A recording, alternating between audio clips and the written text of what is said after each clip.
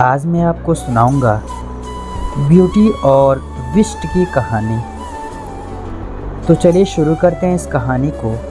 बहुत समय पहले की बात है। एक नगर में घनश्याम नाम का व्यापारी रहता था। उनकी 3 बेटियां थीं जिन्हें वो बहुत प्यार करता था।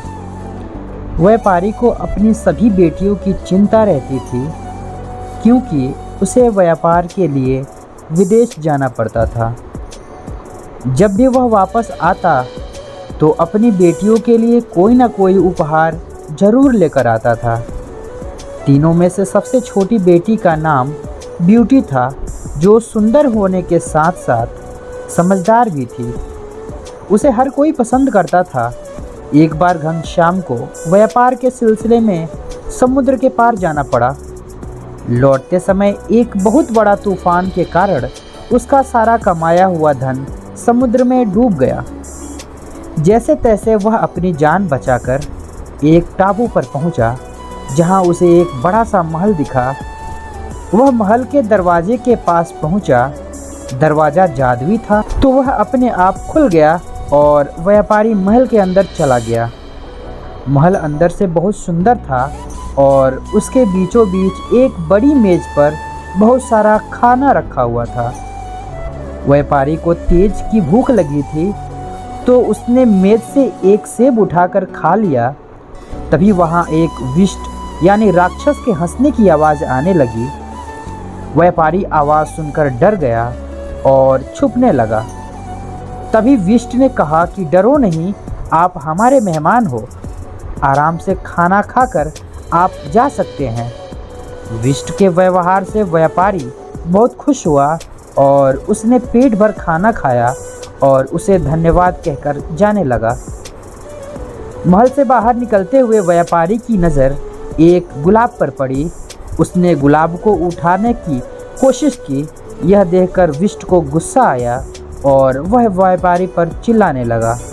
उसने कहा कि तुमने बहुत बड़ी गलती की है और इसकी सज़ा तुमको मिलेगी। अब तुम्हें जीवन भर यहाँ रहना पड़ेगा। यह सुनकर व्यापारी डर गया और उसने कहा कि मुझे माफ़ कर दो, घर में 3 बेटियां मेरा इंतज़ार कर रही हैं, मेरे अलावा उनका कोई नहीं है। तब विष्ट ने कहा, यदि तुमको यहाँ नहीं रहना है तो तुम्हारे जगह किसी और को यहाँ रहने के लिए भेज दो। व्यापारी दुखी होकर अपने घर चला गया और उदास रहने लगा। उसकी उदासी देखकर तीनों बेटियों ने कारण पूछा। तब घनश्याम ने राक्षस के महल की पूरी बात बता दी। पिता की बात सुनकर ब्यूटी कहती है कि वो महल जाने के लिए तैयार है। घनश्याम ने उसे समझाना चाहा कि ऐसे ही किसी महल में जाकर रहना अच्छा नहीं होगा, उसका पूरा जीवन बर्बाद हो जाएगा। ब्यूटी ने पिता की बात बिल्कुल नहीं सुनी। मजबूर होकर घनश्याम ने विष्ट के महल में अपनी सबसे छोटी बेटी को भेज दिया। महल जाकर ब्यूटी ने सभी को अपने स्वभाव से दोस्त बना लिया। विष्ट भी उससे खुश था। थोड़े समय बाद विष्ट को ब्यूटी पसंद आने लगी थी और वो उससे शादी करने के सपने देखने लगा। यह सपना देखते ही वह हर बार सोचकर डर जाता कि वह एक राक्षस है, उससे इतनी अच्छी लड़की कैसे प्यार कर सकती है। एक दिन उस राक्षस ने ब्यूटी से पूछा कि क्या वो उससे शादी करेगी। ब्यूटी ने बिना डरे राक्षस को मना कर दिया। ब्यूटी के मुंह से ना सुनने के बाद विष्ट दुखी होकर चला गया। राक्षस रोज ब्यूटी से शादी की बात करता और वह रोज मना कर देती। देखते ही देखते विष्ट ने उसे अपने घर वापस जाने की इजाज़त दे दी। ब्यूटी बहुत खुश हुई।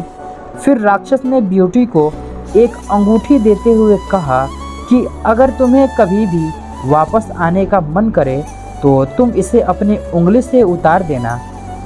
ब्यूटी घर पहुंची और अपने परिवार के साथ खुशी खुशी रहने लगी। 2 हफ्ते बाद उसे अचानक राक्षस की याद आई। उसने हाथ से अंगूठी उतारी और महल पहुंच गई। वहां जाकर उसे पता चला कि विष्ट बीमार पड़ गया है।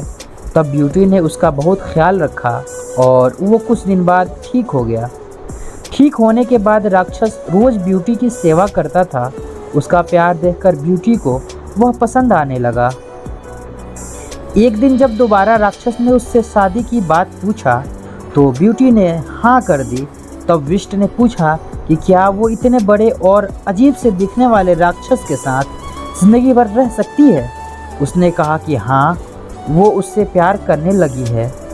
ब्यूटी ने जैसे ही ऐसा कहा तो वह राक्षस अचानक राजकुमार बन गया।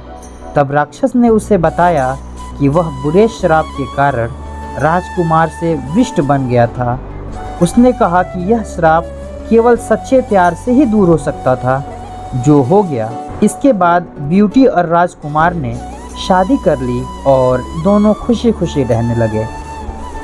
दोस्तों, इस कहानी से हमें ये सीख मिलती है, किसी की भी शक्ल देखकर उसे अच्छा या बुरा नहीं कहते। इंसान के चेहरे की जगह उसके गुण देखने चाहिए। धन्यवाद।